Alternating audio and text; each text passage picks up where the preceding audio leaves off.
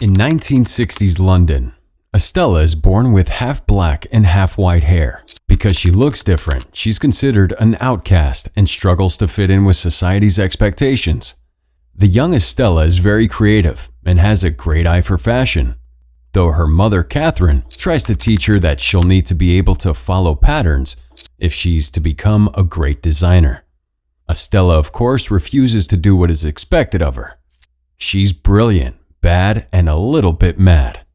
Catherine sends Estella to a private school, urging the young girl to keep her bad side, which she has named Cruella, under control and embrace her good and kind nature side. But this doesn't last long, as Estella is clearly too odd to fit in. She makes one friend, Anita Darling, but the other students relentlessly bully and mock her. Unwilling to conform, Estella embraces her bad side, fighting back against the students, who eventually throw her into a dumpster. There, she finds a stray dog whom she adopts and names Buddy. Estella's bad behavior lands her in the headmaster's office over and over, making her a problem child and sending her mother into conflict with the school's headmaster.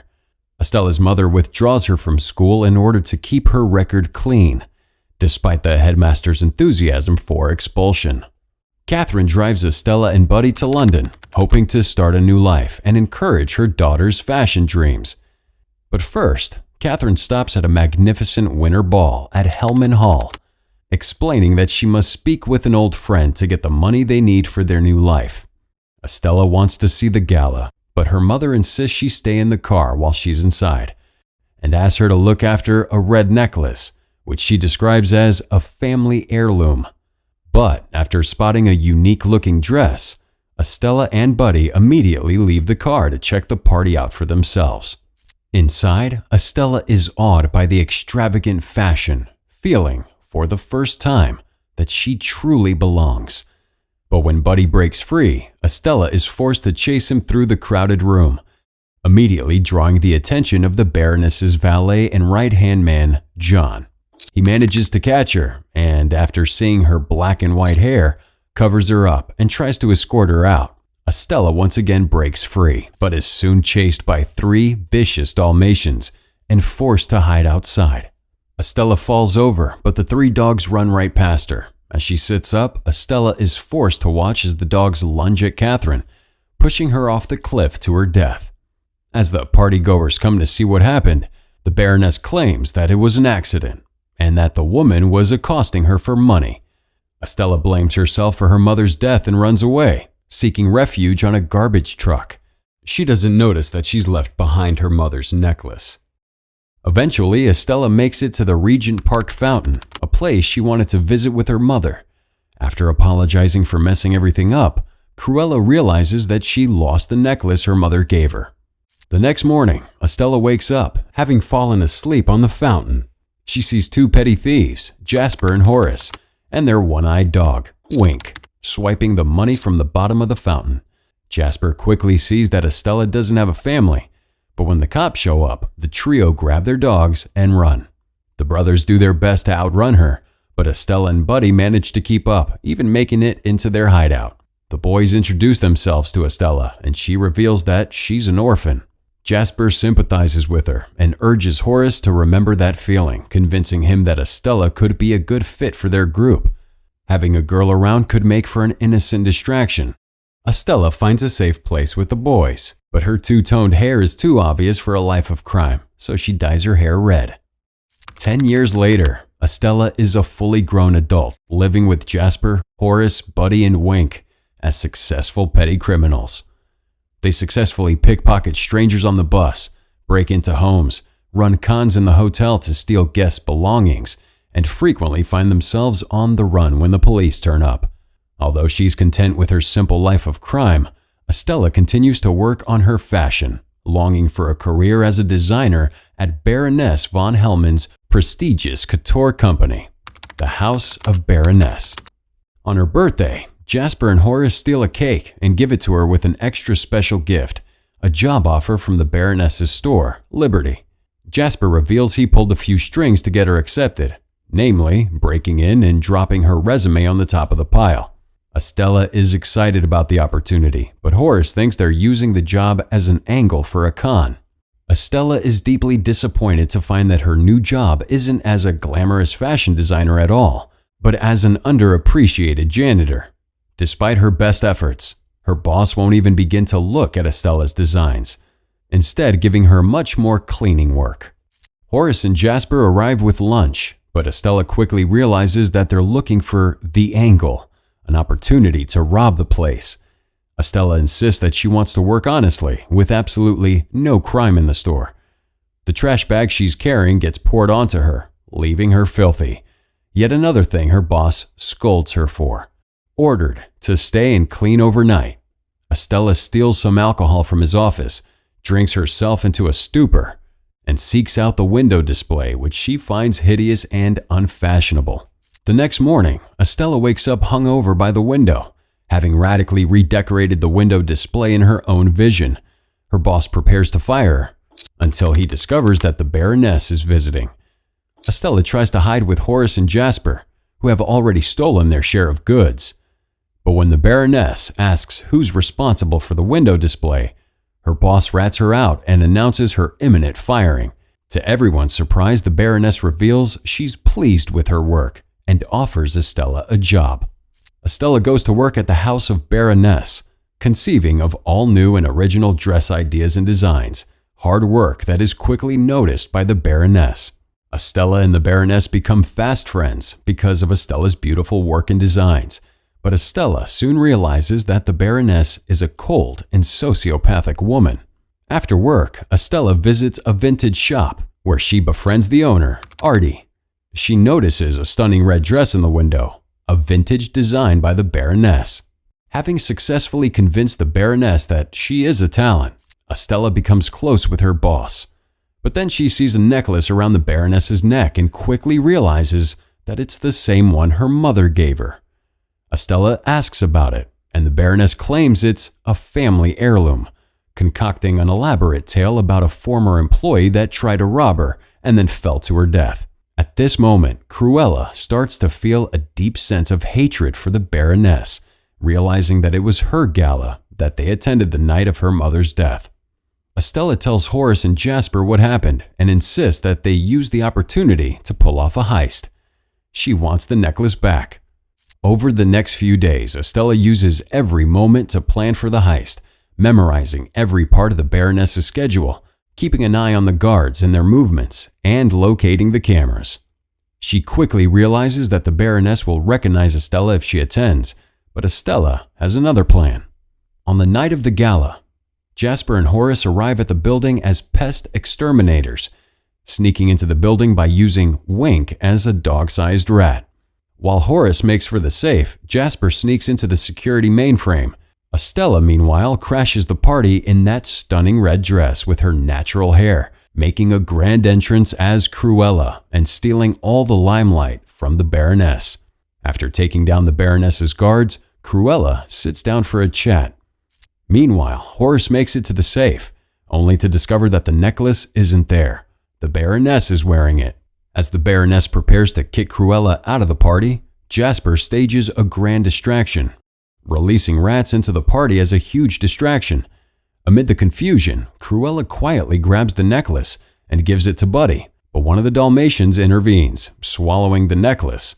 As the Baroness uses a dog whistle to give orders to her Dalmatians, Estella realizes that the Baroness was using the same whistle when the dogs attacked Catherine, meaning it was the Baroness who murdered her mother. With the heist a blatant failure, the thieves escape the estate only to find their truck has been towed.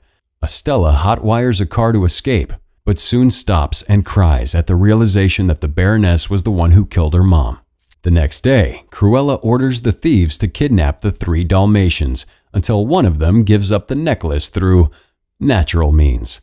Now living fully in her Cruella persona, she pays a visit to a childhood friend, Anita Darling, now working as a journalist, and the only one to realize that Cruella and Estella are the same person, and convinces her to use her journalist connections to spread publicity for Cruella. Meanwhile, Jasper and Horace clumsily stage a dog napping of the Dalmatians while they're being bathed.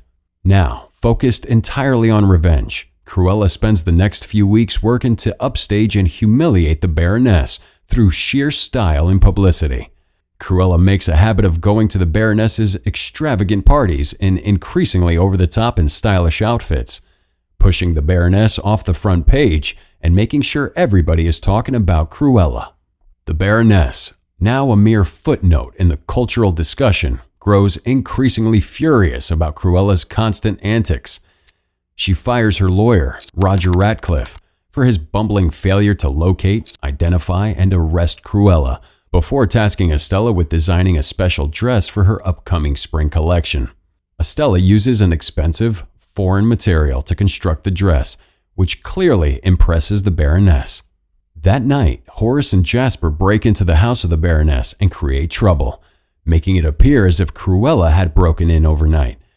Paranoid and angry, the Baroness orders that all of her dresses be stored in a highly secured vault. At the hideout, Jasper and Horace start to develop a negative attitude towards Cruella due to her constant verbal abuse and lack of appreciation for their work, but she shows seemingly no remorse. On the day of her spring collection presentation, the Baroness opens the vault containing her dresses, only to discover a huge swarm of moths inside, which have eaten through the dresses. Realizing that the material Estella used was actually moth eggs, the Baroness pieces together that Estella and Cruella are the same person. Outside, the Baroness discovers that Cruella, Jasper, Horace, and Artie are putting on a show in Regent's Park, once again stealing attention from the Baroness. Cruella, dressed in a Dalmatian-style dress, makes a huge splash, with the Baroness believing that Cruella killed her dogs. Cruella returns to the hideout to discover that the Baroness and her goons have tied Jasper and Horace up, part of the plan to frame them for Cruella's murder. As she's also tied up, Cruella reveals that she knows the Baroness killed her mother, but the Baroness suggests that she's killed so many people she can't remember who Cruella's mother was. The Baroness sets the hideout on fire and leaves, but as she's backing out, Cruella notices a mysterious figure coming to save her. As the building burns, all of London hears that Cruella is dead. Estella wakes up the next morning in John's house along with the dogs. Having found the necklace, John reveals that it was the key to a box containing Estella's birth records. In those records, Estella is revealed to be the Baroness's biological daughter. He explains that while the Baron did want children, the Baroness did not, believing that a pregnancy would ruin or stifle her career. After giving birth, the Baroness ordered John to get rid of the child, but John could not bring himself to murder the baby, so he gave her to their sweet maid Catherine, who raised Estella in secret.